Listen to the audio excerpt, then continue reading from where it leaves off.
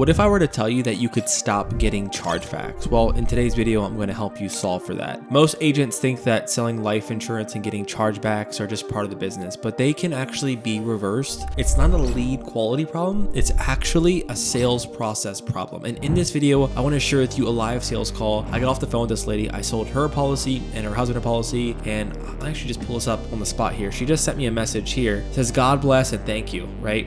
And I know this policy is going to place. I'm going to get paid and I am not going to get a chargeback because I did 3 things, and I'm going to show you the clip. I'm going to break it down for you at the end, and at the end of this video you're going to know exactly the 3 things to stop getting chargeback. So here's the clip. I don't know if you need all this coverage. It's probably more than you need, but if you wanted to really leave that legacy behind to your kids and your husband, that'd be the $40,000 option.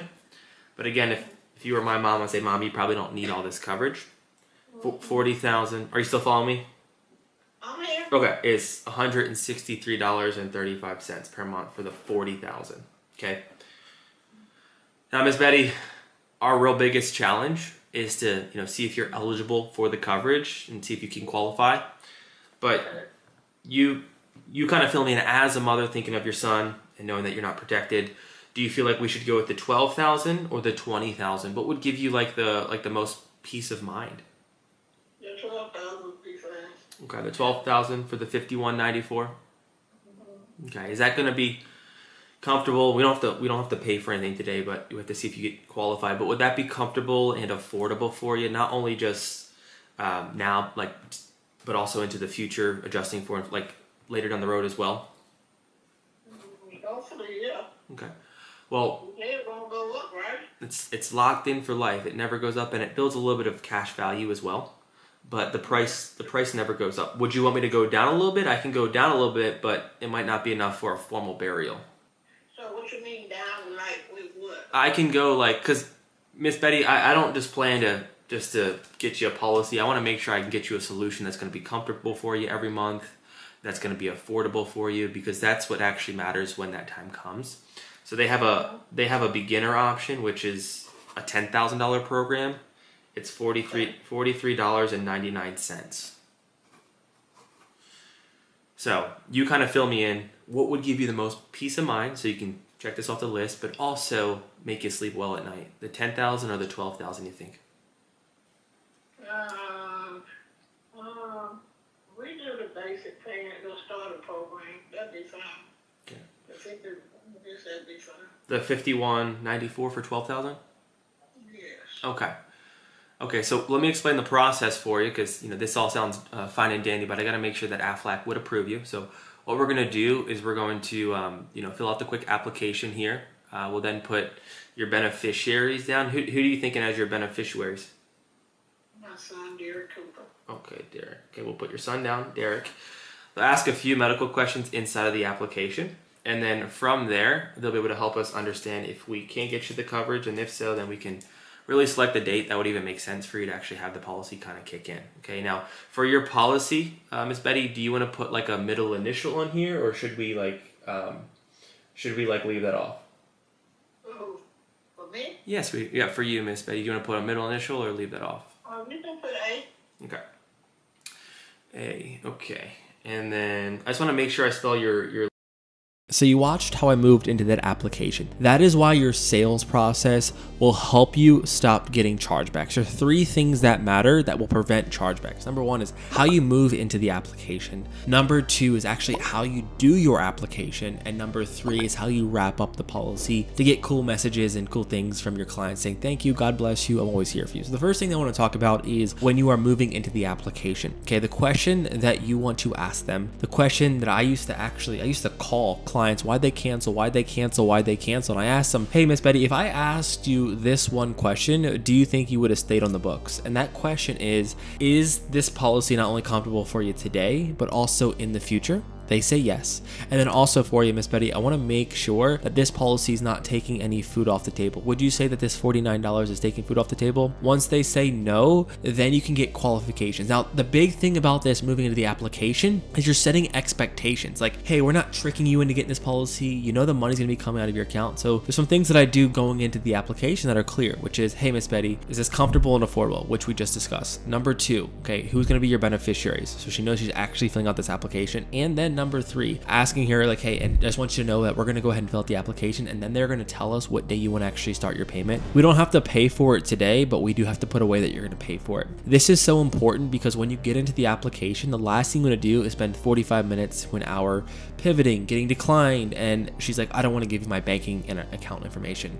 So those are the 3 core things that you want to focus on. Is this comfortable and affordable? Number 2 is explaining the process before you move into the deal, and just really letting her know what the framework's going to look like and having clear expectations moving into the application. Now, the second part is to prevent chargebacks is actually when you're in the application process. The application is very important. You want to make sure that you're spelling all the details right. First name, last name. When you get the mailing address, okay, Miss Betty, this is where they're going to mail this physical policy to you in the mail. So you're letting them know that they're actually getting a buying decision here. They're not just, oh, we're filling out an application. They're going to send you the physical copy in the mail.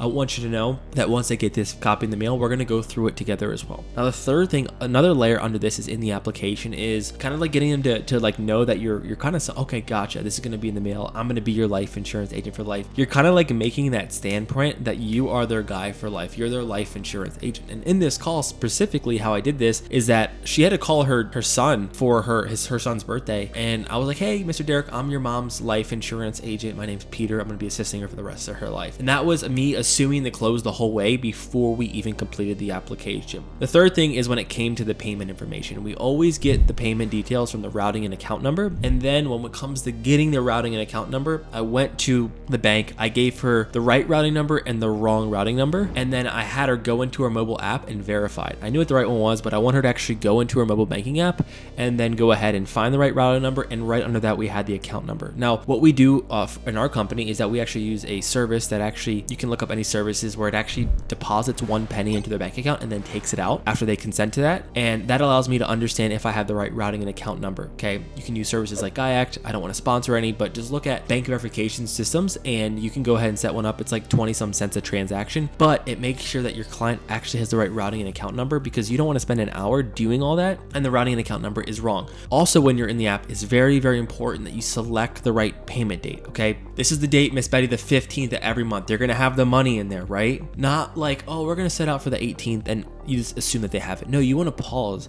You want to make sure that your prospect is going to be like, yeah, I have the money in there. When do you get paid? I said the 1st or the 3rd. She says, no, I don't get paid. I was like, okay, so when do you get paid? What specific day does that money hit your account? Okay, I want you to know, Miss Betty, that on the 15th of every month, that $54 is coming in your account. Is that still comfortable for you? So you're always in the application setting clear expectations for them. You're not pulling the wool over their eyes. You're not like tricking them and hoping like, oh my gosh, I hope they want to pay for this. No, it's like, here's the policy, here's how much you're paying, and you're also going to verify that payment multiple times. If you heard in the application, I don't know if it's playing it, but I was like, okay, and you got the $54, you write that down. You want them to write it down. You want them to see it before they sign. You want them to go through that. So when you're in the application, that is very important. Now that kind of transitions into the wrap up. So after they sign the policy, there's 3 things that I really do. Number 1 is I have them walk through the policy. So Miss Betty, do you see your name, your last name? Do you see your bank account details? Do you see your payment details? Do you see that all on the application? Because you want them to actually see and make them feel like they actually made a purchase. Second thing is that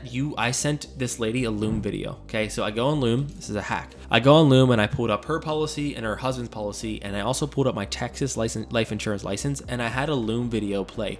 I first showed her my license number. I then put my screen on camera, and then I went through her policy and I went through his policy, and I say, hey, here's your policy details. It's a 2-minute Loom video, but your prospect can now leave the phone call happy and confident, knowing that, hey, this random guy named Peter or whoever you are just got their social, just got their bank account information, and they are who they say they are. They just gave me great proof. That prevents chargebacks, because some people will cancel because they're scared or they don't get the policy in place. And then the third thing is setting core expectations about what the process looks like after they sign up. So a few things. Number 1, I'm going to be reaching out to you to send you the Loom video. Number 2, we're going to follow up with you a few days before, making sure your policy payment comes out. Number 3, I'm going to check up on you a few days after, making sure you got your policy in the mail. Expect the policy to come in the mail within 15 to 20 days, okay? So don't freak out, Miss Betty, if you don't get it. If you don't get it, just shoot me a text. I'll make sure you get it. And most importantly, this is crucial for chargebacks. If you have any other agent that calls you up, tells you they have a better policy, Best policy since sliced bread. I want you to pick up the phone and call me because I'm an honest agent. I'm going to serve you and I guarantee you're in the best plan. So if you get any junk AARP, other companies that don't make sense, call me. We'll go through it and I want to make sure that you are actually taken care of. And I tell her the stories of making sure that an agent doesn't come behind me and give her the wrong policy. So that is really the core breakdown with the live example of what you need to do so that you can make money, sell policies at place, and you can get paid as a life insurance agent, because chargeback sucks. But as you can see from this video, you can fix that with this core method. Love you guys. If this video helped, drop a comment below. I'll see you in the next one. Take care. Cheers.